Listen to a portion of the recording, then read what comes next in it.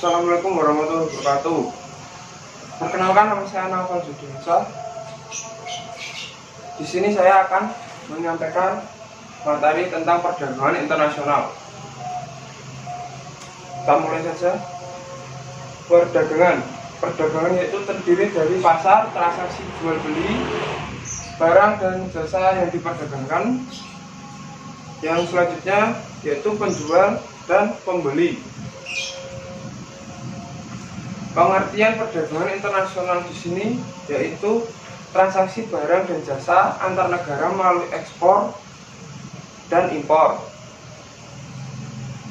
yang didasarkan pada keunggulan komparatif. Selanjutnya yaitu manfaat perdagangan internasional. Manfaat perdagangan internasional terdapat 5. Yang pertama yaitu menciptakan efisiensi dan spesialisasi. Yang kedua, memungkinkan konsumsi yang lebih besar bagi penduduk. Yang ketiga, mendorong semangat berprestasi dan bersaing. Yang keempat, sumber pemasukan kas negara. Yang kelima, kerjasama dan persahabatan antar negara. Selanjutnya yaitu faktor-faktor penyebab timbulnya perdagangan internasional.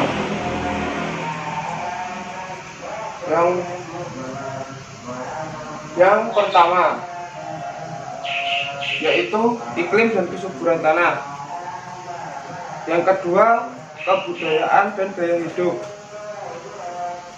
Ketiga, penguasaan iptek. Keempat yaitu perbedaan hasil produksi. Dan kelima adalah perbedaan harga barang.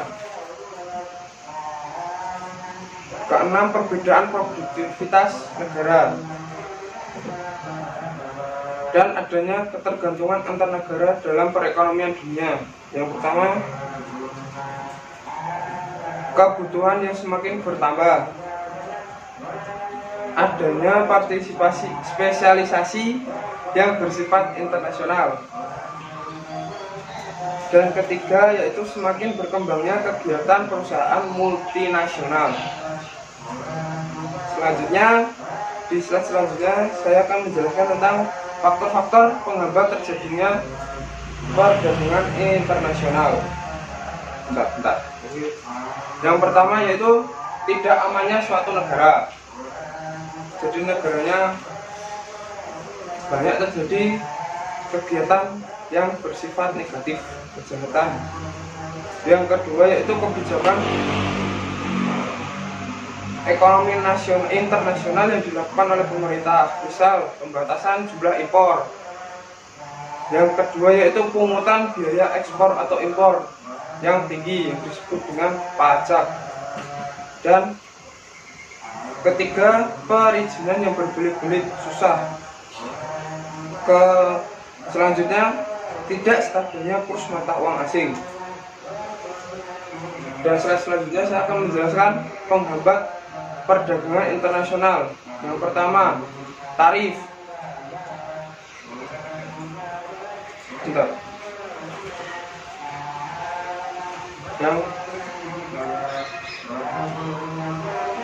Yang pertama yaitu tadi tarif, yang kedua kuota, ketiga perjanjian pembatasan ekspor, dan keempat pembatasan valuta asing.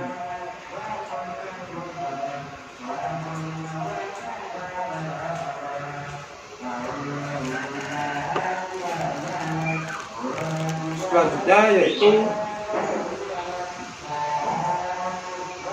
hambatan tarif dibedakan menjadi 4. Yang pertama, biaya ekspor. Yang kedua, biaya transit. Yang ketiga, biaya impor. Dan yang keempat, uang jaminan impor. Langsung dipercepat saja ya. Selanjutnya yaitu perbedaan perdagangan dalam negeri dan perdagangan internasional. Ada 7 atau 8 ya. Yang pertama yaitu jangkauan wilayah. Kedua, cara pembayaran. Ketiga, sistem distribusi. Keempat, peraturan yang berlaku. Dan kelima, persaingan. Keenam, suatu ukuran berat, panjang, dan isi. Ketujuh, biaya angkut. Dan terakhir yaitu tatap muka penjual dan pembeli.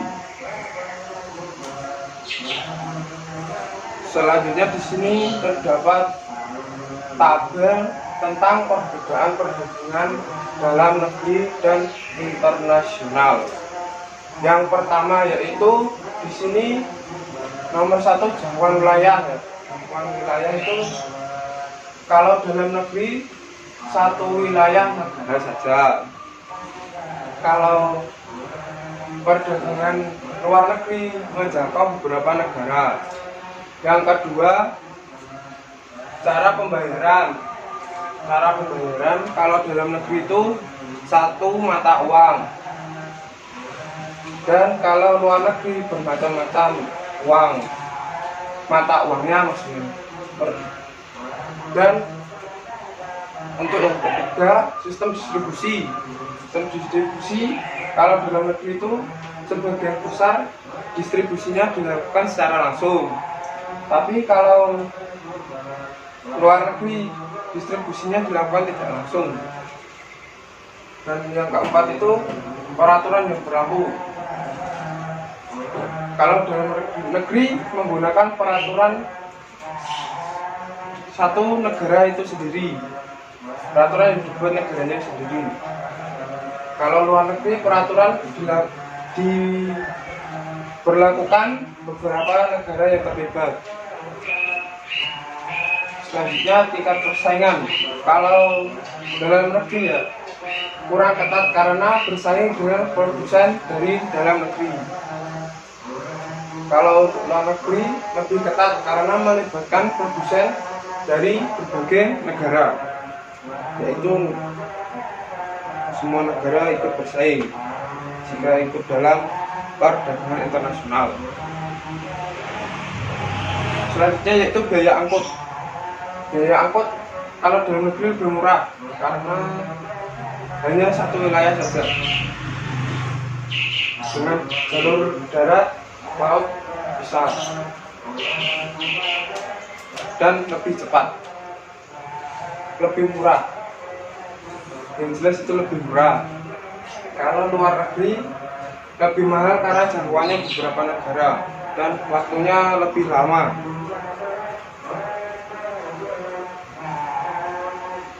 Selanjutnya yaitu teori perdagangan internasional.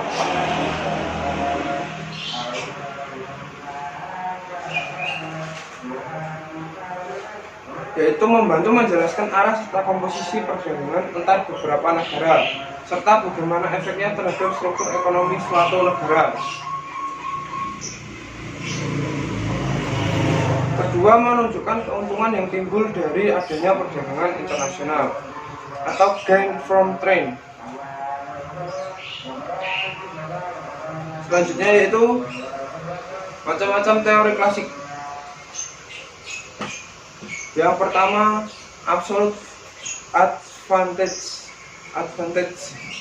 atau kemanfaatan absolut yang disampaikan atau dikembangkan oleh Adam Smith. Yang kedua, comparative advantage atau kemanfaatan relatif yang disampaikan oleh John Stuart Mill. Ketiga, comparative cost atau biaya relatif yang disampaikan oleh David Ricardo. Selanjutnya yaitu teori modern. Terdapat banyak. Yang pertama, faktor proporsi yang dikembangkan oleh Hexer and Lin. Kedua, kesamaan harga faktor produksi Samuelson.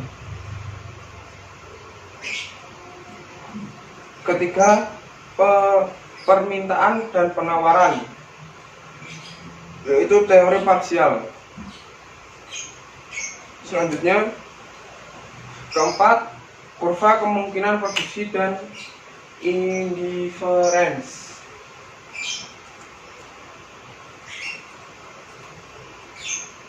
Yang kelima, over curve.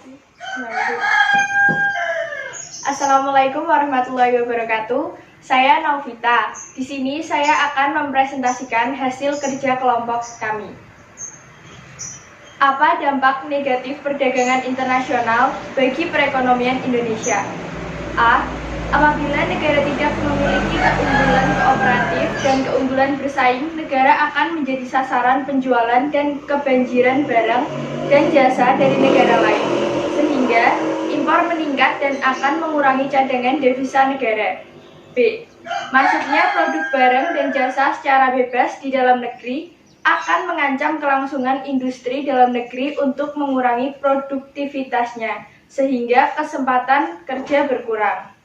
Pendapatan nasional akan menurun dan perekonomian nasional akan menurun. C.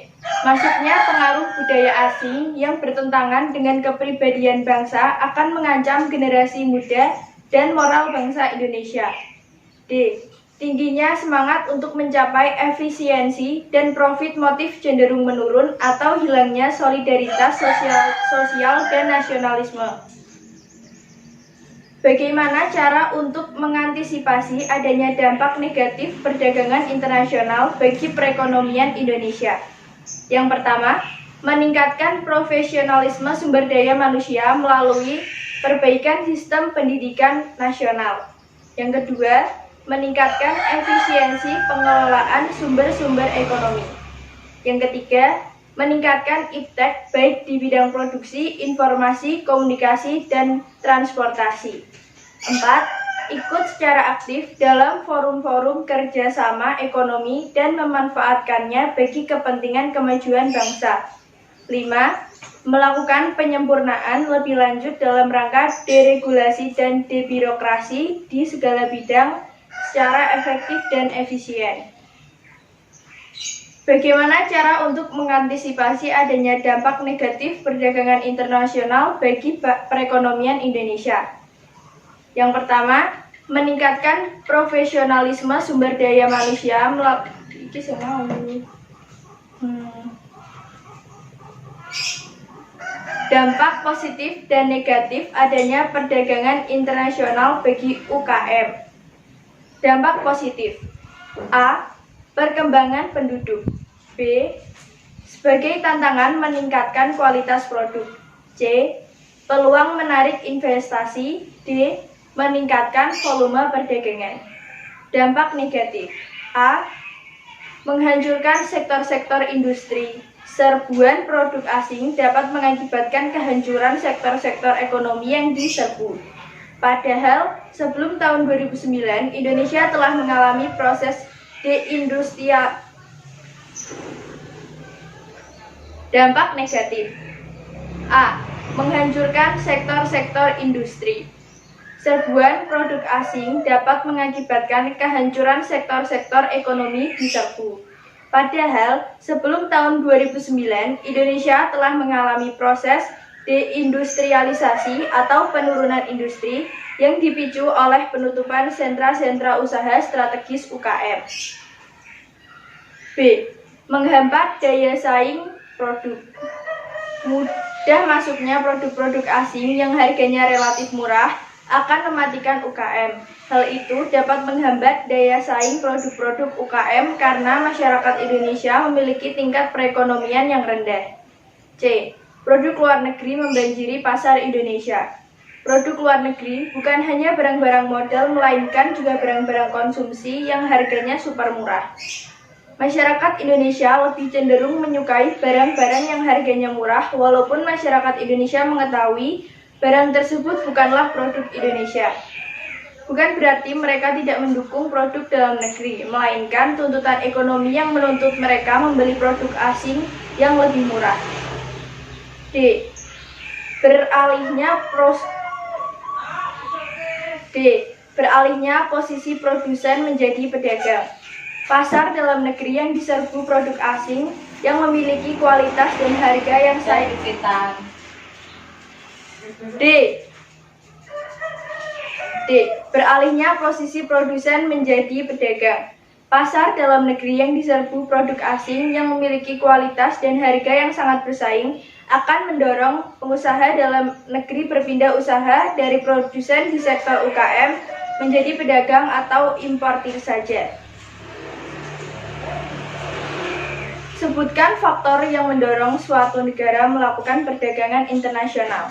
A. Faktor alam atau potensi alam. B. Untuk memenuhi kebutuhan barang dan jasa dalam negeri. C. Keinginan memperoleh keuntungan dan meningkatkan pendapatan negara. D. Adanya perbedaan keuntungan. D. Adanya perbedaan kemampuan penguasaan ilmu pengetahuan dan teknologi dalam mengelola sumber daya ekonomi. E. Adanya kelebihan produk dalam negeri sehingga perlu pasar baru untuk menjual produk tersebut. F. Adanya perbedaan budaya dan jumlah penduduk yang menyebabkan adanya perbedaan hasil produksi. F. Adanya perbedaan keadaan sumber daya alam, iklim, tenaga kerja, budaya, dan jumlah penduduk yang menyebabkan adanya perbedaan hasil produksi dan adanya keterbatasan produksi. G. Adanya kesamaan selera terhadap suatu barang. H. Keinginan membuka kerjasama, hubungan politik, dan dukungan dari negara lain. I. Terjadinya era globalisasi sehingga tidak suatu negara pun di dunia dapat hidup sendiri. Faktor apa saja yang dapat menghambat perdagangan internasional? Faktor apa saja yang dapat menghambat perdagangan internasional? A. Tidak amannya suatu negara. B. Kebijakan ekonomi internasional yang dilakukan pemerintah. C. Tidak stabilnya kurs mata uang asing. D. Pembayaran antara negara sulit dan risikonya besar. E. Adanya kebijakan impor dari suatu negara. F. Kualitas sumber daya yang rendah. G. Perbedaan mata uang antar negara. H. State trading operation. I. Terjadinya perang. C. Peraturan anti-dumping. K. Organisasi ekonomi regional. Selesai. Terima kasih. Wassalamualaikum warahmatullahi wabarakatuh.